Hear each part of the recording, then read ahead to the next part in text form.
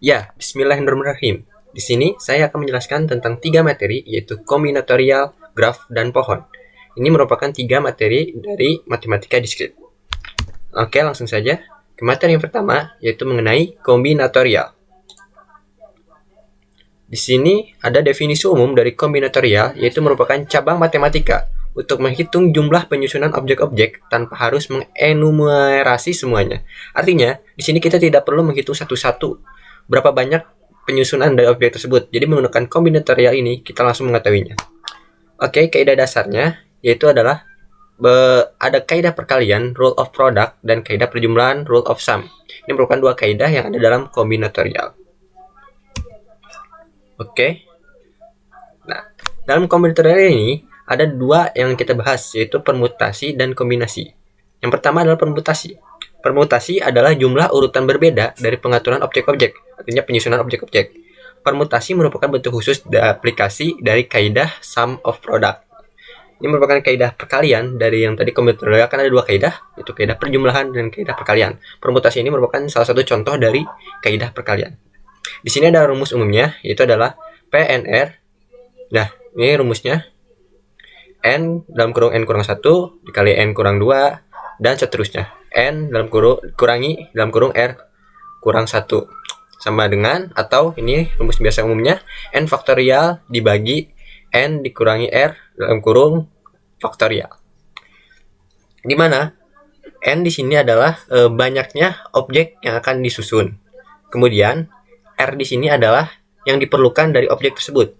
Contohnya, kita mempunyai 5 buku yang dan kita ingin menghitung banyaknya pengaturan jika kita menyusun buku itu menjadi 3. Nah, maka N di sini adalah 6 buku tersebut dan R di sini adalah 3 buku yang akan kita susun. Seperti itu. Contohnya, kode buku di sebuah perpustakaan panjangnya 7 karakter, terdiri dari 4 huruf berbeda dan diikuti dengan 3 angka yang berbeda pula. Maka penyelesaiannya adalah sesuai rumus yang tadi ini, P26, di mana 26 adalah banyaknya huruf abjad dari A sampai Z. Nah, ini 26. Kemudian 4 adalah huruf yang kita butuhkan. Di sini sudah kan 4 huruf kita butuhkan. Kemudian dikali permutasi 10. 10 adalah banyaknya angka dari 0 sampai 9. Itu ada 10. Kemudian 3 adalah angka yang kita butuhkan. Setelah dihitung menggunakan rumus ini, maka dihasilkan nilai berupa seperti ini. Ya. Itu merupakan contoh dari permutasi. Selanjutnya adalah kombinasi. Kombinasi merupakan bentuk khusus dari permutasi. Jika pada permutasi urutan kemunculan diperhitungkan, maka pada kombinasi urutan kemunculan diabaikan. Ini rumus umumnya. Biasanya kita memakai ini, rumus umumnya, N faktorial per R faktorial dalam kurung N kurang R dalam kurung R faktorial. Atau biasanya disimbolkan dengan C dalam kurung N, R atau N per R dalam kurung. N dan R di sini sama dengan permutasi yang tadi. Kalau N sini itu banyaknya objek dan R adalah penyusunan yang kita butuhkan dari objek tersebut. Langsung saja ke contoh biar tidak pusing. Di sini ada contoh banyaknya himpunan bagian terdiri dari R elemen. Nah, ini apa? Simbol dari kombinasi seperti ini. Misalkan kita punya anggota A. A itu memiliki anggota 1, 2, 3. Banyaknya bentuk yang dapat dihasilkan dari 2 anggota A adalah, maka rumusnya adalah 3 per 2 NR. Di sini kita ada anggota itu ada 3 dan kemudian dibutuhkan penyusunan dari 2 anggota A. Maka rumusnya adalah 3 faktorial per 3 kurangi 2 faktorial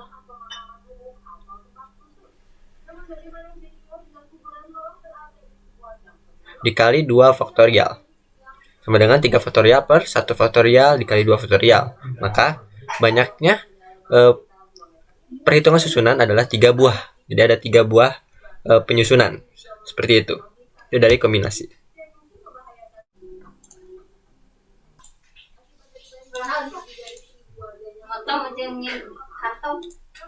Nah, ini ada rumusnya. P ini adalah permutasi dan C di sini adalah kombinasi.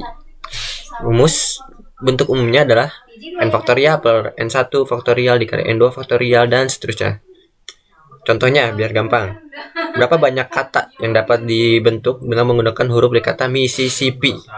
Penjelasannya adalah yang pertama, anggota bilangan dari Mississippi ada berapa? Di sini ada M, I, S, S, I, S, S, I, P, P, I.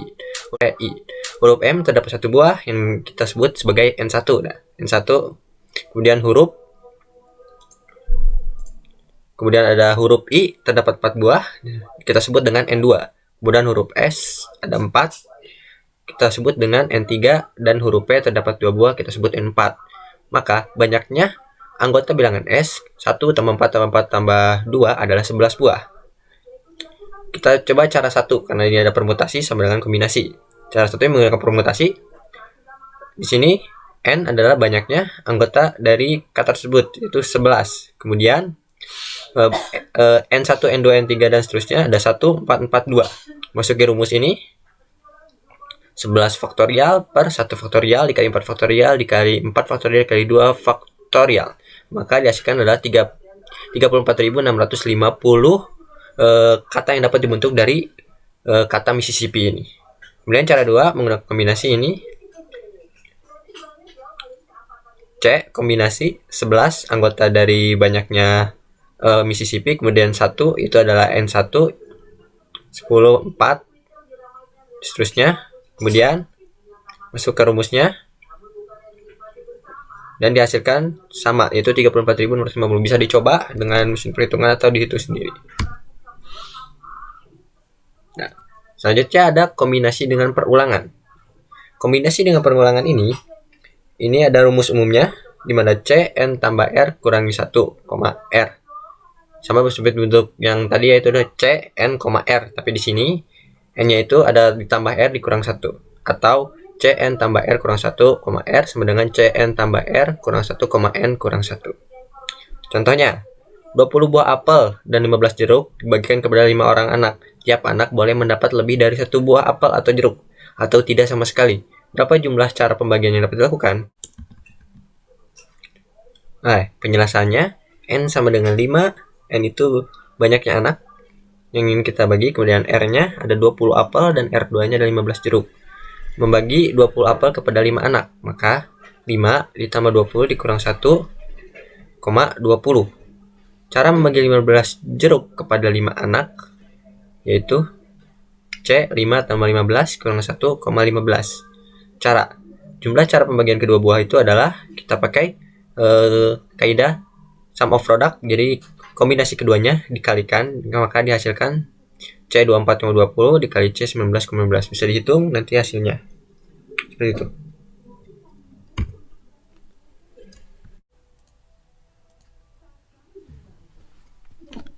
Oke, materi selanjutnya adalah tentang graf. Ini materi kedua. Definisi umumnya, graf digunakan untuk mempresentasikan objek-objek diskrit dan hubungan antara objek-objek tersebut. Nah, di sini ada gambar graf. Jadi kalau kita melihat gambar seperti ini, maka kita dapat mengetahui bahwa ini adalah gambar graf. Biasanya, graf itu disimpulkan dengan G sama dengan dalam kurung V, E. Yang dalam ini adalah V, yaitu merupakan himpunan tidak kosong dari simpul-simpul atau vertices. Simpulan bisa disebut dengan V atau V1, V2 dan seterusnya. Nah, di sini kita bisa lihat tuh angka 1. Nah, angka 1, 2, 3, 4 itu adalah merupakan V atau simpulan atau vertices atau vertex, biasa juga disebut seperti itu. Banyak istilahnya. Kemudian adalah E, himpunan sisi atau edges yang menghubungkan sepasang simpul E1, E2 dan seterusnya. Sini ada E1 nih, atau biasa disebut dengan sisi. E2 dan E3 itu merupakan sisi yang menghubungkan antara dua simpul. Seperti itu. Itu merupakan definisi umum dari graf. Selanjutnya ada jenis graf. Dibagi dua, ada yang berdasarkan ada tidaknya gelang atau sisi ganda. Graf sederhana merupakan graf yang tidak mengandung gelang maupun sisi ganda. Nah, ini contoh gambar graf sederhana. Kemudian graf tak sederhana merupakan graf yang mengandung gelang maupun sisi ganda. Nah, ini graf tidak sederhana karena dia punya gelang dan sisi ganda. Kemudian berdasarkan orientasi arah, ada graf tak berarah yang merupakan graf yang tidak memiliki arah pada sisinya. Nah, ini Graf tak berarah karena tidak ada arah pada sisinya. Kemudian graf berarah merupakan graf yang memiliki arah pada sisinya. Ini ada arahnya, makanya disebut dengan graf berarah. Ini graf tidak berarah. Seperti itu. Kemudian terminologi graf. Nah, ini merupakan gambaran umum tentang graf, bagian-bagian dari graf yang nanti akan memudahkan kita untuk menganalisis graf-graf tersebut. Yang pertama ada istilah ketetanggaan. Ketetanggaan itu adalah dua simpul yang saling terhubung. Dua simpul, seperti katakan simpul atau V yang tadi disimbolkan dengan V atau vertex. Itu jika dia saling terhubung maka disebut ketetanggaan. Kita coba kembali. Nah, di sini ada satu itu bertetangga dengan 3 dan 2 karena mereka itu saling terhubung. Tapi satu tidak bertetangga dengan 4 karena dia itu tidak terhubung dengan secara langsung dengan 4. Seperti itu. Kemudian ada bersisian. Bersisian yaitu sisi dengan simpul. Artinya vertex yang mempunyai sisi disebut bersisian. Kemudian ada simpul terpencil, yaitu simpul yang tidak mempunyai sisi, artinya hanya titik saja. Kalau digambarkan seperti ini ya.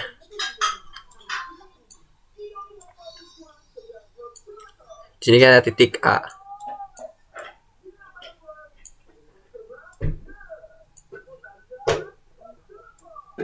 Nah,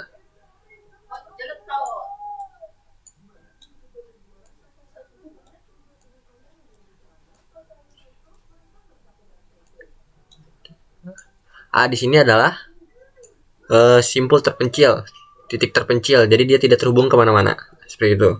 Kemudian ada graf kosong yang artinya graf yang himpunan sisinya kosong, hanya terdiri titik-titik saja, tidak ada hubungan antara keduanya, tidak ada simpul, titik-titik saja. Itu merupakan graf kosong. Kemudian ada derajat. Jumlah sisi yang bersisian dengan simpul disimbolkan dengan D dalam kurung N. Kita kembali dulu lihat gambar. Derajat itu contoh, di sini ada simpul 1, V1. Simpul 1 ini memiliki derajat 2 karena dia itu memiliki sisi yang keluarnya itu ada 2, yaitu sisi 1 ini 2. Jadi dia memiliki derajat 2. Sedangkan 2 memiliki simpul 2 memiliki derajat 3 karena dia memiliki sisi yang keluarnya itu ada 3, 1, 2, 3. Begitu juga dengan 3 memiliki 2 memiliki 3 derajat, dan derajat pada simpul 4 yaitu memiliki 2. Derajatnya sama dengan 2. Seperti itu. Ya, itu tentang derajat. Kemudian ada lembah jabat tangan. Jumlah derajat semua simpul pada suatu graf adalah genap, yaitu 2 kali jumlah sisi pada graf tersebut. Jadi setiap graf yang memiliki jumlah derajat semua simpul pada graf itu genap, maka disebut lembah jabat tangan. Seperti itu. Nah, ini terminologi graf bagian 2, lanjutan dari yang tadi. Ada yang disebut dengan lintasan. Lintasan ialah jadi jika kita menghubungkan semua simpul atau vertex dari graf tersebut, maka akan membentuk lintasan, seperti kita membuat lintasan dari 1 ke 2 ke 4 ke 3. Nah, dan kemudian kedua, itu disebut dengan lintasan. Jadi lintasan itu tidak kembali ke titik awalnya. Kalau kembali ke titik awalnya disebut dengan sirkuit. Lintasan memiliki awal dan akhir yang sama. Bisa dibedakan ya. Lintasan itu dia titik start dan finishnya itu berbeda. Tapi kalau sirkuit dia akan kembali lagi. Seperti itu. Begitu juga dalam graf. Jika kita menghubungkannya dan kembali lagi ke titik awal, maka disebut dengan sirkuit. Tapi jika kita menghubungkan ke semua graf tersebut dan tidak kembali ke titik awal, maka disebut dengan lintasan. Kemudian graf terhubung ini adalah graf yang memiliki lintasan. Semua graf yang memiliki lintasan adalah graf terhubung, seperti itu. Oke, selanjutnya adalah representasi graf. Dalam representasi graf itu ada 3 cara, yaitu dengan matriks ketetanggaan, kemudian ada matriks bersisian, dan senarai ketetanggaan. Pada matriks ketetanggaan kita dapat membuat matriks itu dengan menyatakan bahwa dalam matriks misalkan ada A, I, J.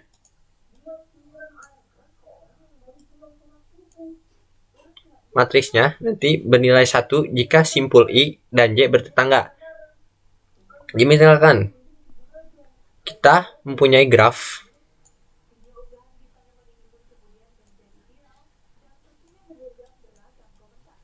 kita punya graf. Nah, bernilai 1 jika simpul 1 I dan J bertetangga. 1, 2 itu bertetangga, maka nilainya 1. Maka dalam matriks nanti kalau kita buat matriksnya, ini 1, ini 2, ini 1, 2. Misalnya 1 dengan 2 itu bertetangga, maka nilainya 1. 3, 4. 1 dengan 3 bertetangga, nilainya 1. 1 dengan 4 bertetangga, nilainya 1. Jika tidak bertetangga, maka nilainya 0. Seperti itu.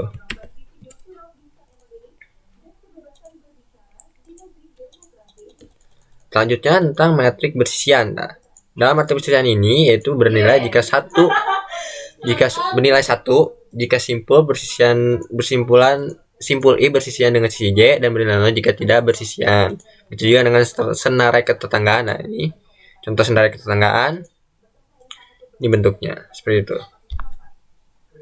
Oke, selanjutnya. Nah, setelah representasi graf ada graf isomerik. Graf isomerik merupakan dua buah graf yang saling memiliki korespondensi antara kedua simpul dan sisinya. Nah, ini kita punya dua graf. Dari segi bentuk berbeda ya, tapi graf ini itu isomerik. Jika sisi E bersisian dengan simpul U dan V, maka sisi E aksen juga harus bersimpulan dengan simpul U aksen dan V aksen. Memiliki syarat yaitu jumlah simpul sama, jumlah garis sama, dan derajat dan simpulnya sama. Ada juga kasus lain yang syarat namun tidak isomerik. Kita buktikan bahwa ini isomerik. Di sini ada titik 1 pada graf ini dan ini ada titik A. Dikatakan isomerik jika simpul sama kita lihat dulu. Simpul pada graf ini ada 1, 2, 3, 4. Graf ini memiliki 1 A, B, C, D. Sama-sama memiliki 4 simpul. Kemudian jumlah garis sama dan derajat dari simpulnya sama. Garisnya apakah sama? Ini ada 1, 2, 3, 4, 5, 6. Kita hitung sini. 1, 2, 3, 4, 5, 6. Sama. Jumlah garisnya sama. Kemudian derajat. Apakah derajatnya sama? Ini contoh saja ya. Kita ambil acak ada angka 2. Apakah derajatnya sama gitu dengan yang sini? Sini memiliki 3 derajat. Ini ada 1, 2, 3. Kita lihat B-nya apakah ada sama, yaitu 1, 2, 3. Memiliki derajat sama. Jadi jelas kedua graf ini adalah isomerik. Seperti itu. Graf. Definisinya, graf planar merupakan sebutan bagi graf yang memiliki bidang tanpa adanya ruas yang berpotongan secara geometri. Disebut dengan penyajian planar atau map atau meta. Disebut dengan graf planar, graf peta, dan graf map. Di sini ada dua graf. Di sini ini graf planar seperti definisi bahwa graf planar itu tidak berpotongan secara geometri. Di sini tidak ada perpotongan antar sisinya tidak saling berpotongan. Ya, sedangkan ini disebut graf non planar karena ada sisi yang saling berpotongan. Ya. Bisa dilihat ini saling berpotongan. Bentuknya seperti itu kan, ini berpotong dengan sisi yang lain. Namun ada kemungkinan graf awalnya non planar dapat menjadi planar jika dia digambar ulang dengan bentuk yang berbeda. Ini ulang ya, ruling apa itu. Dengan berbeda dan dapat jadi bentuk planar. Rumus planar adalah V di mana ada vertex dikurangi I adalah sisi atau edges dan plus F sama dengan 2. F itu adalah banyaknya bidang. Contoh di sini rumusnya. Kita sesuaikannya, ini ada kita punya graf planar. V itu adalah banyaknya titik. Jadi kita punya 1 2 3 4 5. Titiknya 5.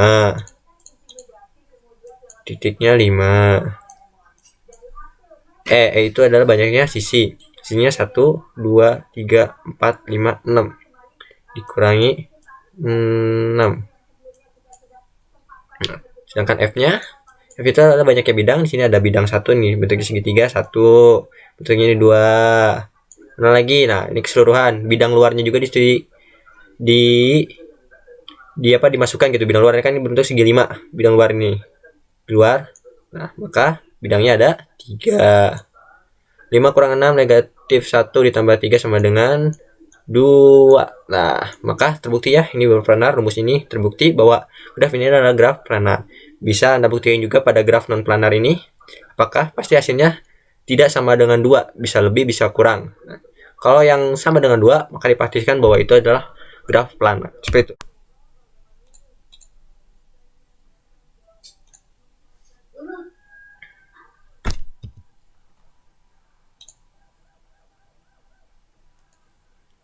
Ya, selanjutnya yang ketiga, graf disebut semi-Euler jika hanya memiliki tepat dua vertex berderajat ganjil.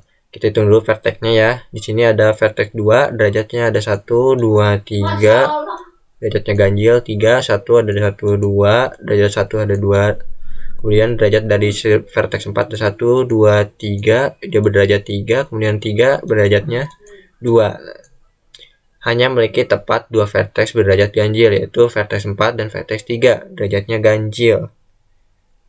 Oke, setelah kita buktikan teoremanya, apakah jika kita buktikan dihubungkan secara manual, apakah ini memiliki lintasan atau sirkuit Euler?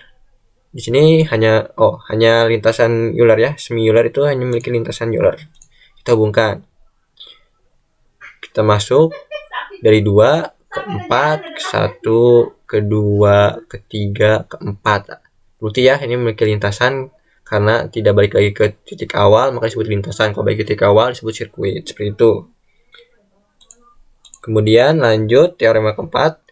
Nah, ini pada graf berarah. Nah, pada graf berarah ini yang dilihatnya itu adalah derajat masuk, derajat keluarnya harus sama kecuali dua simpul. Kalau lebih dari dua simpul yang derajat keluar derajat masuknya berbeda, maka tidak memiliki sirkuit ataupun lintasan Euler. Tapi kalau kurang atau tidak ada sama sekali, pasti dipastikan dia itu memiliki lintasan atau sirkuit Euler. Kita buktikan ya di sini, misalkan A itu ini derajat masuk, ini disebut derajat masuk, ini disebut derajat keluar. Ada 1, 2, derajat masuknya 1, derajat keluarnya 1. Jadi sama-sama 1. Kalau yang B, derajat masuknya 1, 2. Derajat masuknya 2. Kalau derajat keluarnya cuma 1. Dia berbeda ya. Berbeda. Kalau yang C itu derajat masuknya 1, derajat keluarnya 1, 1, 1. Kalau D, derajat keluarnya 2, derajat masuknya 1. Jadi 2 dan 1. Ini tepat 2 yang berbedanya.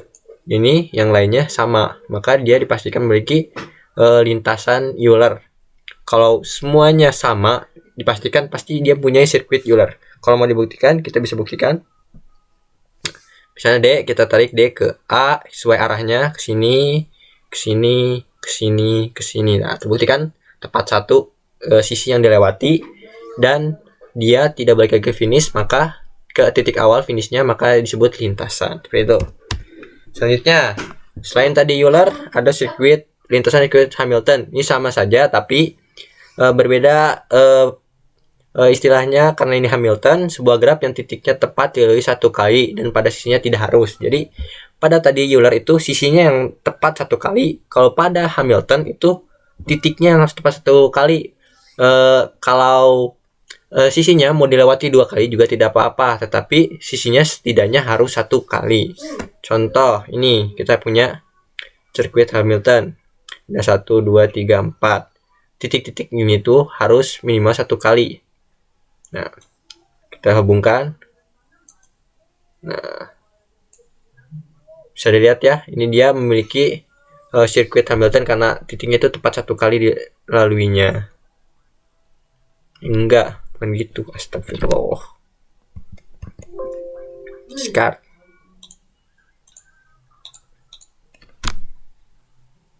ya, selanjutnya ada lintasan di sirkuit Hamilton. Tadi itu Euler, sekarang Hamilton. Berbeda dengan Euler, bahwa Hamilton ini titiknya tepat dilalui 1 kali dan sisinya tidak harus mau dilalui ataupun tidak.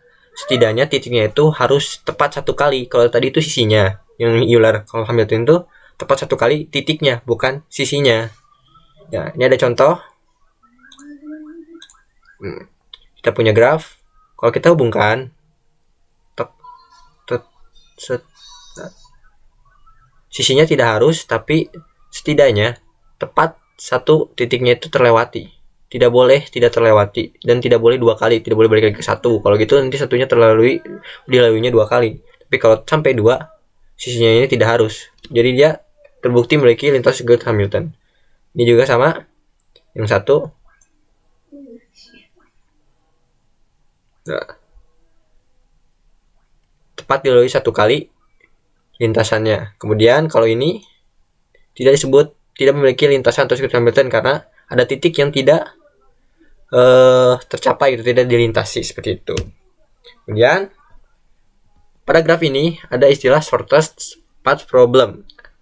Pada shortest path problem ini ada 3 algoritma yang diberikan pada graf ini, yaitu ada namanya istilah algoritma greedy, yaitu pendekatan penyelesaian masalah dengan mencari nilai maksimum sementara pada setiap langkahnya. Ini kita punya graf dari A, B, C, dan seterusnya. Pada algoritma greedy, pendekatannya itu kita mencari jalur yang mencari nilai maksimum dari setiap jalur tersebut. Nah, misalnya A, jalurnya ada 9 dan 4, kita ikuti jalur 9. Kemudian G hanya memiliki satu jalur.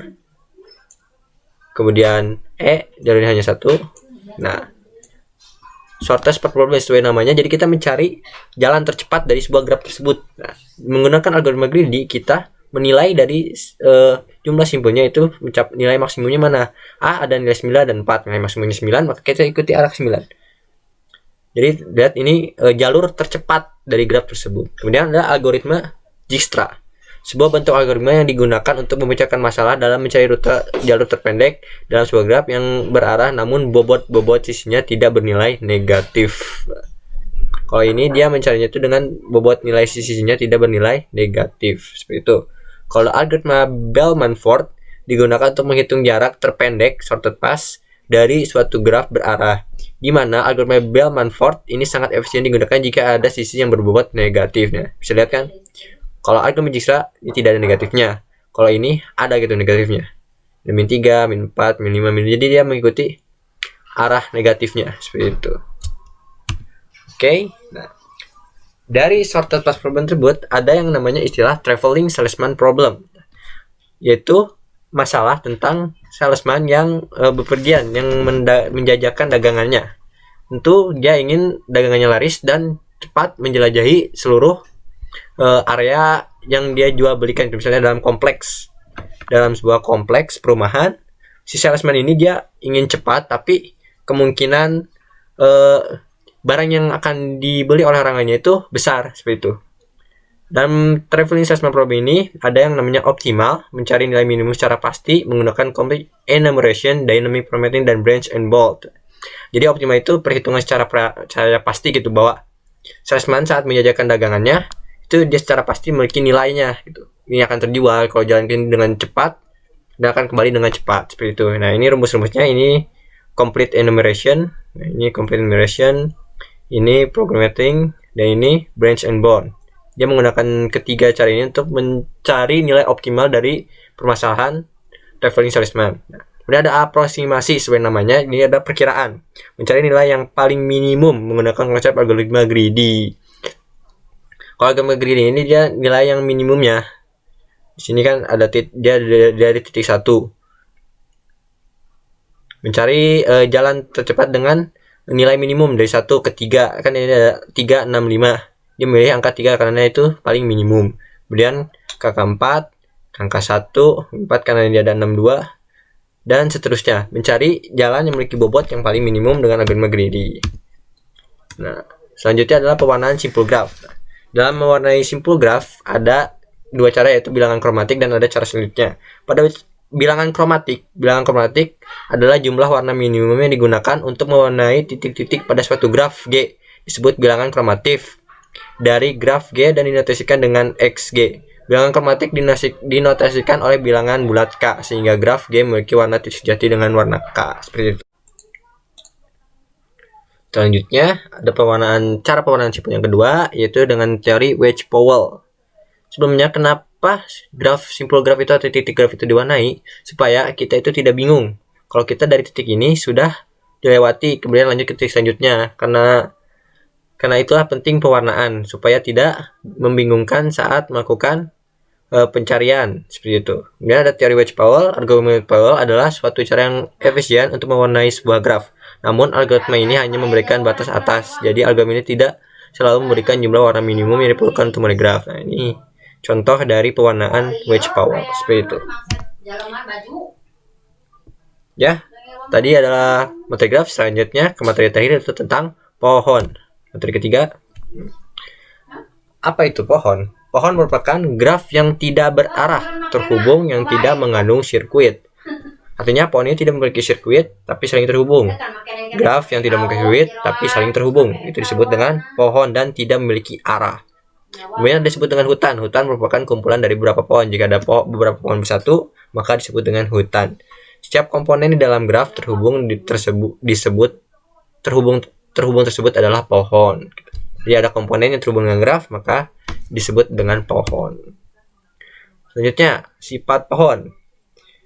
Misalkan pada graf ini ada simbol graf G dalam kurung VI, kita sudah jelaskan bahwa V ada vertex, E adalah edges atau sisi, dan V adalah simpul atau titik. Adalah graf tak berarah sederhana dan jumlah simpulnya N. Maka semua pernyataan di bawah ini adalah ekuivalen. Maka G adalah pohon. Setiap pasang simpul G terhubung dengan lintasan, tapi tidak memiliki sirkuit. G terhubung memiliki M sama dengan N kurangi 1 buah sisi. Jadi sisinya itu adalah N kurangi 1. Jelaskan lagi, G tidak mengandung sirkuit. Penambah satu sisi graf akan buat hanya satu sirkuit. G terhubung dan semua sisinya adalah jembatan. Ya, sifat-sifat pohon. Kemudian pohon merentang. Apa itu pohon merentang? Pohon merentang dari graf terhubung adalah upagraf merentang yang berupa pohon. Pohon merentang diperoleh dengan memutus sirkuit dari dalam graf. Nah, kita bisa lihat ini proses dari perentangan pohon. Di sini kita memiliki graf. Karena memiliki sirkuit, jadi tidak disebut dengan kita dipotong-potong gitu. Dari G kemudian ke T1, T2, T3, T4. T1 sampai T4 ini disebut dengan pohon. Seperti itu. Jadi pohon merentang adalah diperoleh dengan memutuskan sirkuit-sirkuit. Nah, ini graf, kita bergraf karena memiliki sirkuit dipotong kemudian jadi T1, T2, T3, dan ini adalah pohon. Seperti itu. Kemudian ada yang disebut dengan algoritma prim. Algoritma ini adalah cara perentangan pohon gitu. Langkah pertama adalah ambil sisi dari G atau graf yang berbobot minimum, masukkan ke dalam T. Untuk pembuatan yang tadi ya kan, bagaimana cara membuat ini? Salah satunya adalah dengan membuat algoritma dengan menggunakan algoritma prim. Langkah 2, posisi ini berbobot minimum masuk ke dalam T. Langkah 2, posisi U, V yang mempunyai bobot minimum dan bersisian dengan simpul di T, tetapi UV tidak memutus sirkuit di T. Masukkan UV dalam T. Langkah 3, ulangi langkah 2 sebanyak N kurangi 2 kali. Nah, di sini kita coba bisa lihat ya gambarnya. Dan langkah 1, sisinya adalah sisi 1, sisi 2 dengan bobot 10. Pohon ini rentang pohonnya 1, kedua ini sisinya kan. Kemudian langkah 2 lakukannya sama. Kita memiliki rentang sisi 2,6 dengan bobot 25. Kemudian 3,6 dengan bobot 15. Intinya jangan sampai membuat sirkuit gitu. Kalau membuat sirkuit maka itu bukan kita tidak merentangkan pohon, tapi kembali lagi membuat graf seperti itu. 4,6, 20 dan seterusnya sampai titik akhir seperti ini. Ini adalah bentuk dari rentangan pohon. Perentangan pohon seperti itu. Kemudian ada algoritma Kruskal sama seperti yang tadi, ini tata cara pembuatan rentangan pohon atau hutan merentang. Aduh.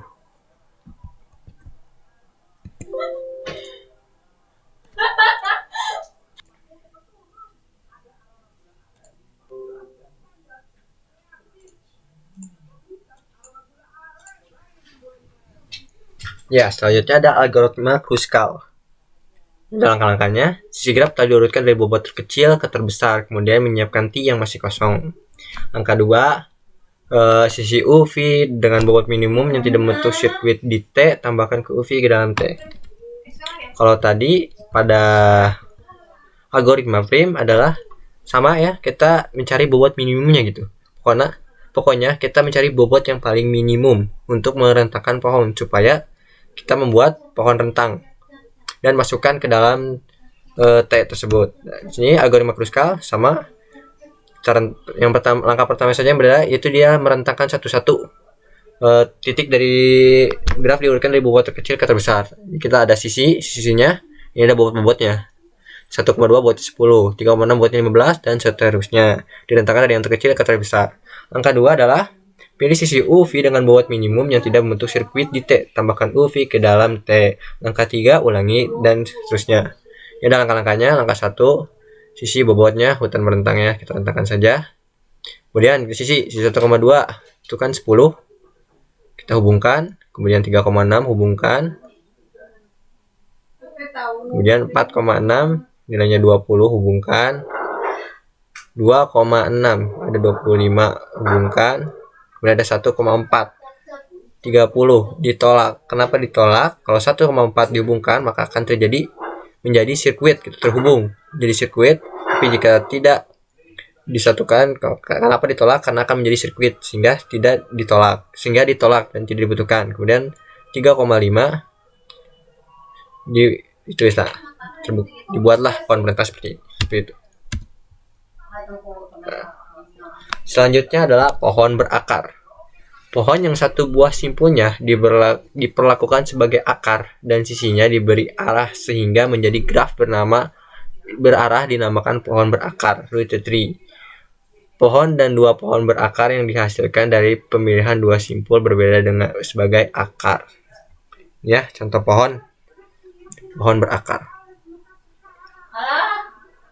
Ini contoh graf yang diubah menjadi pohon berakar. Jadi kalau kita buat seperti ini, kita lihat seperti graf kan? Seperti pohon. Kita dapat lihat akarnya. Di sini B ke bawah itu sebagai akar dan E ke bawah sebagai akarnya. Seperti itu.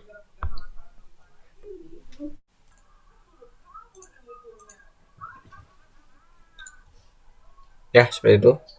Ini B, ada A, ada C, kemudian B ke D, dan ke bawahnya itu dibuat seperti akar sedemikian rupa, seperti itu.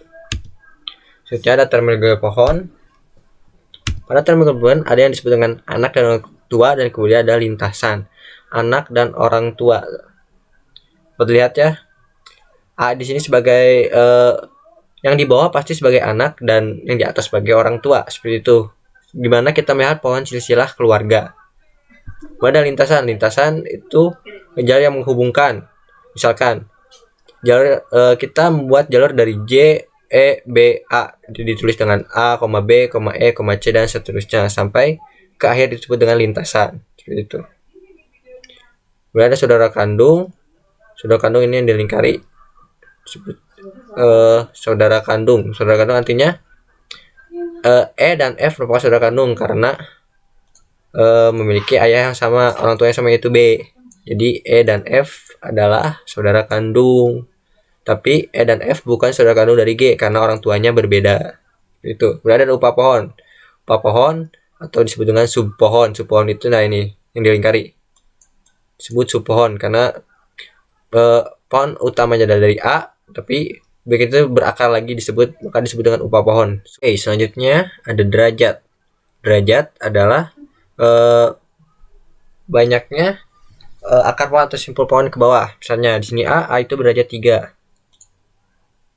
Sama seperti graf ya. Dari titik itu ada yang keluar. Maka A-nya ada 1, 2, 3 berderajat 3, B2 dan seterusnya. Kemudian ada daun. Daun adalah sebuah simpul yang derajatnya 0. Di sini ada F, G, C, J, I, H itu derajatnya 0. Maka disebut dengan daun. Kemudian ada simpul dalam. Simpul dalam adalah disebut juga dengan upah pohon biasanya. Nah, ini B disebut simpul dalam. Kemudian D juga disebut dengan simpul dalam. Kemudian ada tinggi atau kedalaman. Nah, ini tinggi kedalaman diberi tingkatan, ada A0, 1, 2, 3, 4 dan seterusnya. Kemudian ada pohon M. ari, pohon berakar yang setiap simpul cabangnya mempunyai paling banyak M buah anak disebut pohon M. ari. Jika M sama dengan 2, pohonnya disebut dengan pohon biner, binarity. Kita balik lagi, pohon berakar yang setiap simpul panjangnya mempunyai paling banyak M buah anak. Jika anaknya 2, pohonnya disebut pohon biner atau binarity. Pohon biner M. ari dikatakan teratur atau penuh jika setiap simpul cabangnya mempunyai tepat M anak. Jadi jika ada pohon, setiap anaknya itu sama dari atas sampai bawah, maka disebut pohon M. ari teratur. Seperti ini ada rumusnya. Selanjutnya pohon biner. Dikatakan bahwa pohon biner merupakan pohon M. ari yang M atau anaknya setiap simpul memiliki cabang paling banyak 2 buah anak. Jadi tidak boleh lebih dari 2, 1 boleh tapi tidak boleh melebihi 2 anaknya. Pohon yang simpulnya terletak di bagian kiri saja atau di bagian kanan saja dinamakan pohon condong. Ini disebut pohon condong ya karena simpulnya itu kebanyakan sebelah kiri. Kemudian pohon biner yang setiap simpulnya memiliki tepat 2 buah anak kecuali simpul pada aras bawah dinamakan pohon biner penuh. Oke. Nah, pohon biner seimbang. Pada beberapa aplikasi diinginkan tinggi upah pohon kiri dan tinggi upah pohon kanan yang seimbang, yaitu berbeda maksimal 1. Disebut pohon biner seimbang karena tuh dari atas sampai bawah anaknya tidak ada yang berlebih, 2 semuanya. Anaknya teratur gitu. KB mungkin. Anaknya 2, ini beranak 2 dan seterusnya. Jadi ini pohon biner seimbang. Ini juga disebut dengan pohon biner seimbang karena yang berbeda cuma 1 di sebelah sini. Karena yang lainnya itu sama. Dia ini bukan pohon biner seimbang, atau kalau tadi di awal sebut pohon biner condong gitu ke kiri seperti itu. Oke, terapan pohon biner. Tadi setelah jelaskan pohon biner, ini ada terapannya. Fungsinya itu yang pertama adalah pohon ekspresi. Nah, pohon ekspresi ini biasanya ditujukan untuk operasi. Nah, di sini simpul dinyatakan sebagai operasi. Di sini ada simpulnya dinyatakan sebagai operasi perkalian, pertambahan, ini pembagian, pertambahan. Sehingga apabila dibaca pohon ekspresinya adalah seperti ini. A ditambah, ini kan operasi. B dalam kurung, ini ada perkalian, balik ke sini, dibagi. C dibagi dalam kurung D tambah E. Itu kan sesuai kan? Ini ada operasi tambah, A tambah B. Kemudian A tambah B ini dikalinya kali apa? C dibagi A tambah E. Seperti itu. Ini fungsi dari terapan pohon biner, yaitu untuk pohon ekspresi. Kemudian ada pohon keputusan. Pohon keputusan digunakan untuk memodelkan persoalan yang terdiri dari serangkaian keputusan yang mengarah ke solusi. Nah, seperti ini kan? Lihat. Ini merupakan pohon keputusan. Kemudian ada kode awalan. Kode awalan adalah himpunan kode, misalnya kode biner demikian sehingga tidak ada anggota kumpulan yang merupakan awalan dari anggota yang lain. Kemudian juga terapannya adalah pada kode Huffman, digunakan untuk penempatan data, operation data dilakukan dengan cara mengkodekan setiap karakter dalam pesan. Seperti itu. Nah, ini contohnya dari kode Huffman pada terapan pohon biner. Ya, sekian materi 3 materi kita kebut. Terima kasih atas perhatiannya. Assalamualaikum warahmatullahi wabarakatuh.